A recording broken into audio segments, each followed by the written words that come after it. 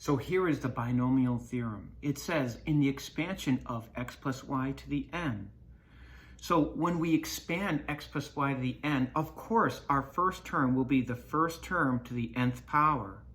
And our last term will be the second term to the nth power. And in between, we're going to have a lot of different terms, and we'll be very good at predicting them. It does work out that any term will be given by NCR x to the n minus r times y to the r. Now, I'm betting that doesn't make much sense to you now, especially when they say this coefficient NCR is given by n factorial. Well, at least we know what factorial is, over n minus r times r factorial. I guess the big takeaway for you right now would be that n would be found before this sign that means combination, and r would be found after the sign that means combination, and that NCR can be shorthanded with n over r in parentheses. We'll learn about the rest of this in the coming few minutes. So the binomial coefficient can be found by using combinations. And remember, combinations are defined by this formula. NCR is equal to n factorial, whatever's out here, factorial, divided by, now subtract the first number minus the second number and take the factorial of that, times whatever number is here and take the factorial of that. For example, 8C2 is 8 factorial divided by 8 minus 2 factorial times 2 factorial, which is 8 factorial divided by 6 factorial times 2 factorial, which is 8 times 7 times 6 times 5 times 4 times 3 times 2 times 1, which we can shorthand as 6 factorial over 6 factorial times 2 times 1. Clearly, these two can cancel. Why can they cancel? Because we have division and multiplication. When these are multiplying, we can cancel them. Now, 2 goes into 8 4 times, and 4 times 7 is 28.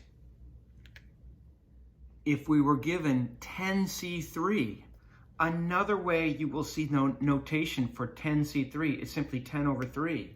Well, following this idea that NCR is n factorial divided by n minus r factorial times r factorial, I know that this will be 10 factorial divided by 10 minus 3 factorial times 3 factorial, which simplifies to 10 factorial over 7 factorial times 3 factorial. Be careful, don't multiply these together and call that 21 factorial, and certainly don't add these and call this 10 factorial over 10 factorial. So this will be 10 times 9 times 8 times 7 times 6 times 5 times 4 times 3 times 2 times 1, which I'll shorten with 7 factorial. I do that because I want to set up a cancellation. And I know that 3 factorial is 3 times 2 times 1. So I can cancel these, and I can say 3 goes into 3 once, into 9 3 times.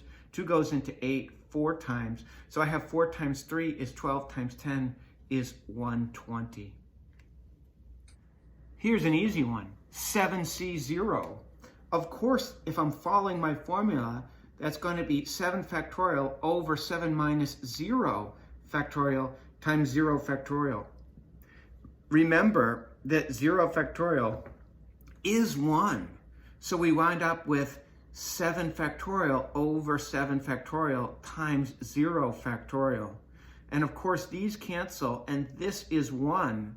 So our final answer is 1. 7 factorial over 7 factorial. When I say they cancel, they don't cancel to 0. They go into each other one time. So essentially I have 1 over 1 times 1, which of course is 1. When we're given 8C8, another way to write 8C8 is simply put in a parentheses with an 8 over an 8. If I'm following my formula, I know that this is 8 factorial over 8 minus 8 factorial times 8 factorial. Well, similar to our last example, this simplifies to 8 factorial over 0 factorial times 8 factorial. These cancel to 1, and 0 factorial is 1. So our answer here, again, is 1.